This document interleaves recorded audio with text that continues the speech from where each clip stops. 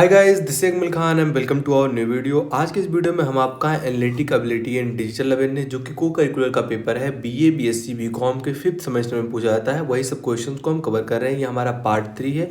Already हमने 2 part में आपके 49 क्वेश्चन तक कवर कर लिए हैं।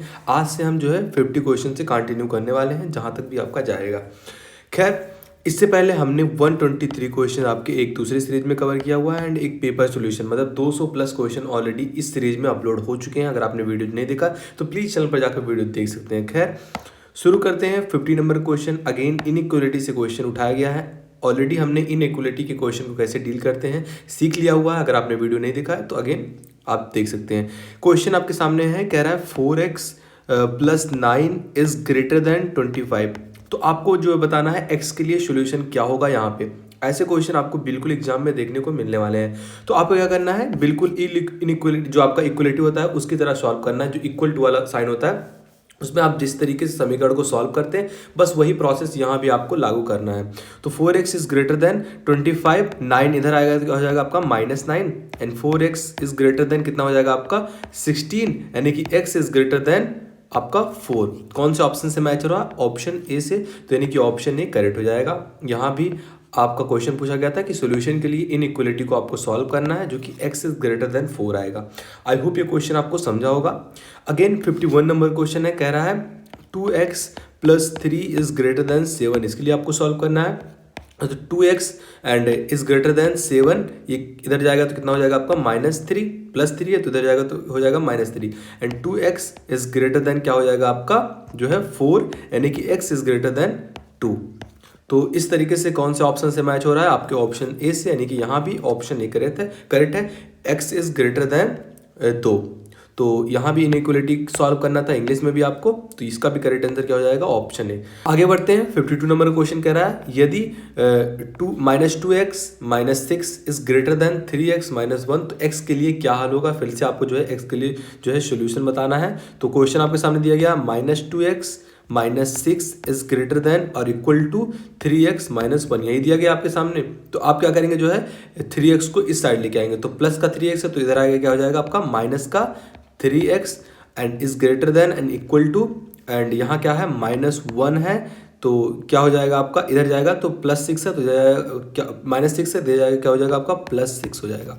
एंड इसको जो है जोड़ेंगे तो -3 एंड -2 कितना हो जाएगा -5x is greater than and equal to कितना हो जाएगा 5, यानी कि x के लिए सॉल्यूशन क्या होगा? यहाँ जब माइनस को इस साइड लेके जाते हैं तो मैंने पिछली वीडियो में बताया था कि साइन का जो है साइन जो है चेंज हो जाता है। अगर ग्रेटर देन है तो जो है लेस देन हो जाता है। तो ये हो जाएगा x इज लेस देन और इक्वल टू किसके हो जाएगा -1 के। तो ये कौन सा ऑप्शन से मैच हो रहा है? यहाँ पर आपका -1 था, यानी कि ऑप्शन है यहाँ भी करेक्ट होगा। तो कुछ मिसप्रिंटिंग था इसमें। खैर, हमें क्या करना है, हमें ध्यान देना है कि हमारा जो सॉल्यूशन का प्रोसेस है वो किस तरीके से होता है।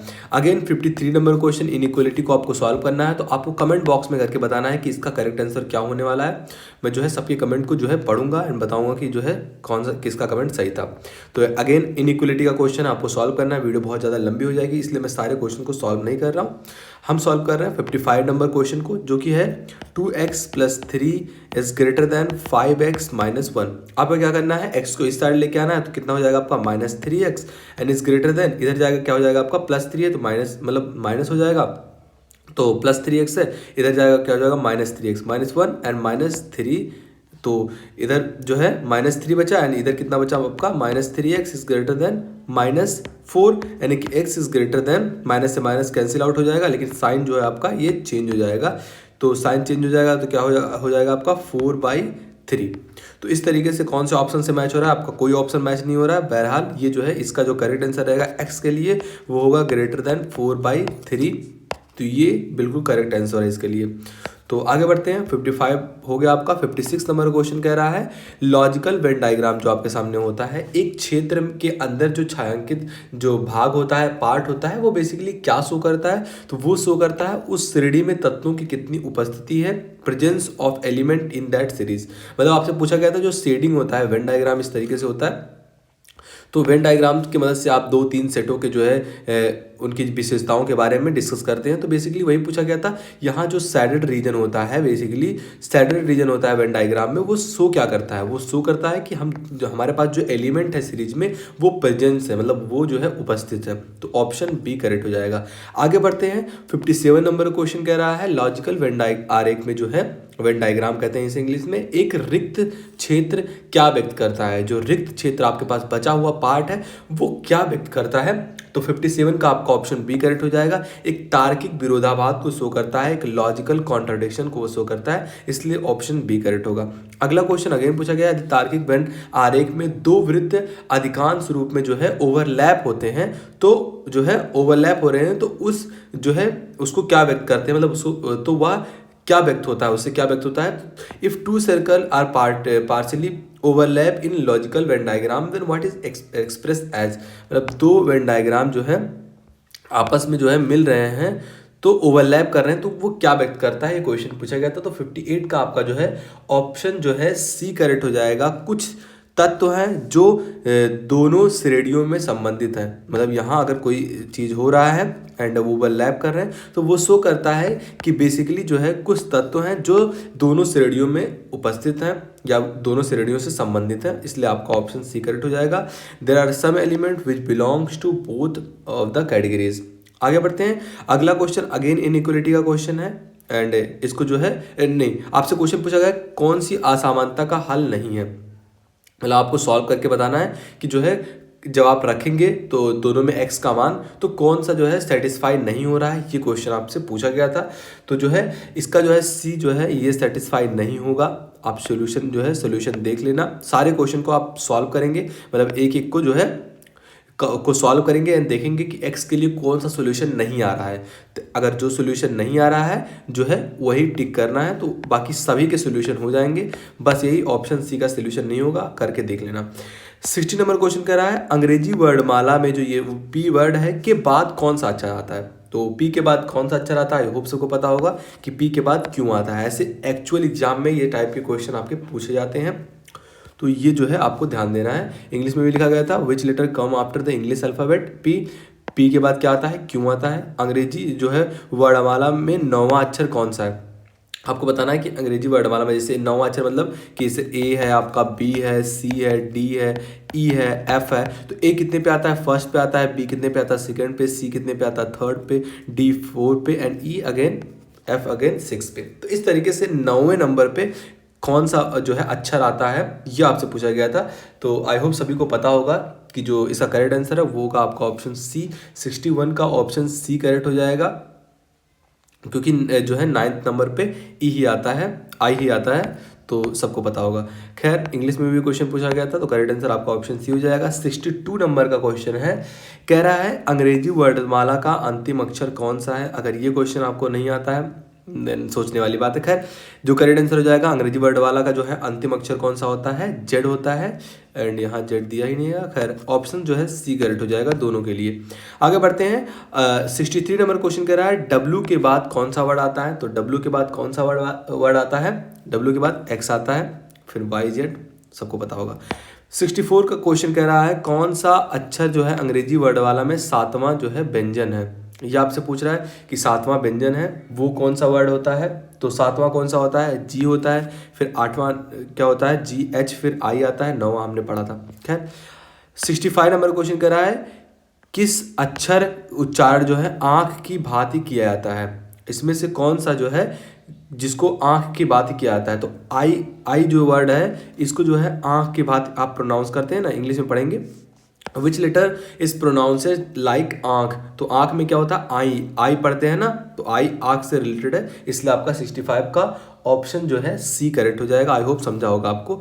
ये टाइप के थोड़े रीजनिंग क्वेश्चन भी पूछे जाते हैं एग्जाम में। 66 नंबर क्वेश्चन कर रहा है किस अक्षर का उच्चारण जो है ई के एस के बाद होता है, मतलब एक्स के बाद होता है, तो वो कौन सा वर्ड होता है आपका ऑप्शन नहीं, आई होप पता होगा।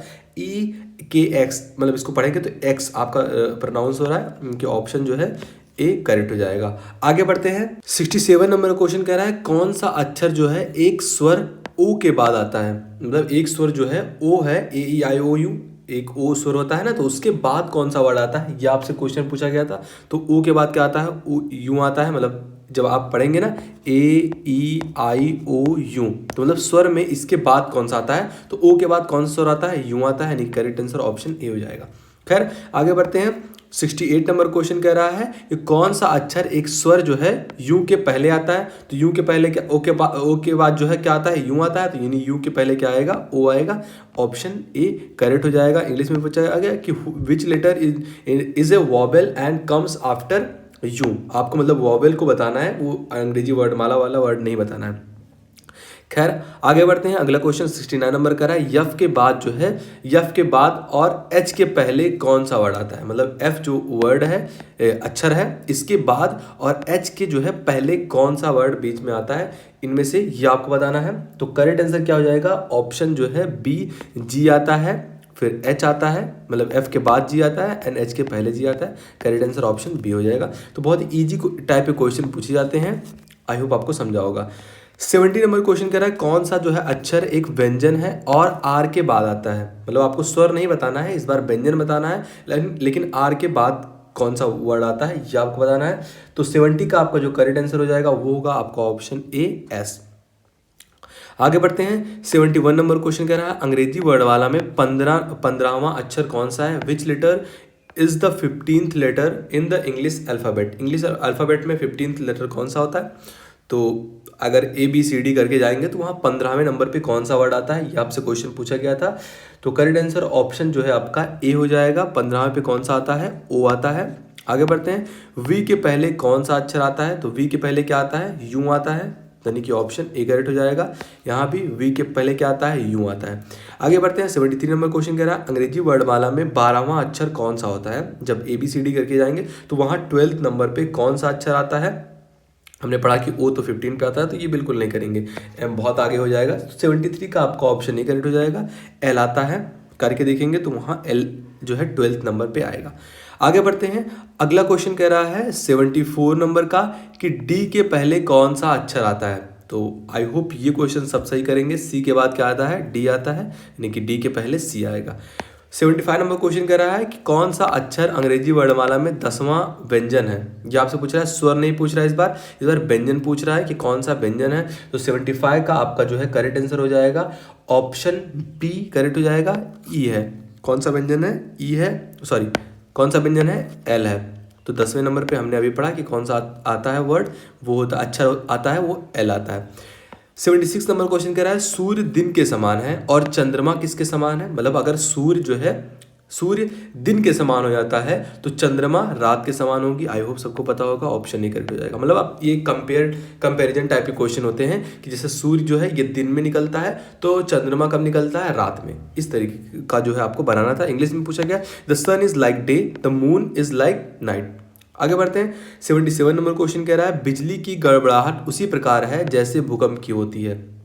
मतलब अगर बिजली की बिजली की गड़गड़ाहट जो है उस प्रकार से है जैसे भूकंप की होती है। भूकंप की क्या होती है, कपकपाहट, यानी कि कपकपी उसे कहते हैं। तो ऑप्शन बी करेक्ट हो जाएगा। मतलब ऐसे लॉजिकल जो है क्वेश्चन भी एग्जाम में आपको देखने को मिलने वाले हैं। 78 नंबर क्वेश्चन कह रहा है कि जो फोटोग्राफर होता है कैमरे के प्रति वैसे ही होते हैं जैसे सेफ। मतलब जो फोटोग्राफर होता है वो फोटो खींचता है, मतलब वो कैमरे से फोटो खींचता है ना, तो कह रहा है सेफ किसके साथ होता है, सेफ चाकू के साथ होता है या फिर ओवन के साथ होता है या रेसिपी के साथ होता है या फिर रेसा के साथ होता है, ये आपको बताना है। तो करेक्ट आंसर क्या हो जाएगा 78 का, ये आपको कमेंट बॉक्स में करके बताना है, क्योंकि बहुत ही इजी क्वेश्चन पूछा गया था कि जैसे जो फोटोग्राफर होता है ये कैमरे से फोटो खींचता है ना, तो आपको बताना था कि शेफ किस पे खाना बनाता है। बेसिकली यही पूछा गया था क्वेश्चन। तो ये जो है कमेंट बॉक्स में आपको करके बताना है कि इसका करेक्ट आंसर क्या होने वाला है। खैर हम बढ़ते हैं लास्ट क्वेश्चन की ओर। हमारा क्वेश्चन है जो चिकित्सक है मरीज के लिए वैसी है जैसे शिक्षक किसके लिए होता है। तो शिक्षक किसके लिए होता है, छात्र के लिए होता है, क्योंकि वो छात्र को पढ़ाता है। तो चिकित्सक मरीज से करेक्ट है एंड शिक्षक जो है ये छात्र से। ऑप्शन आपका बी करेक्ट हो जाएगा। तो आई होप ये क्वेश्चन आपको समझ में आएंगे। लगभग हमने जो है आपके 30 क्वेश्चन तक कवर किए हुए हैं इस वीडियो में।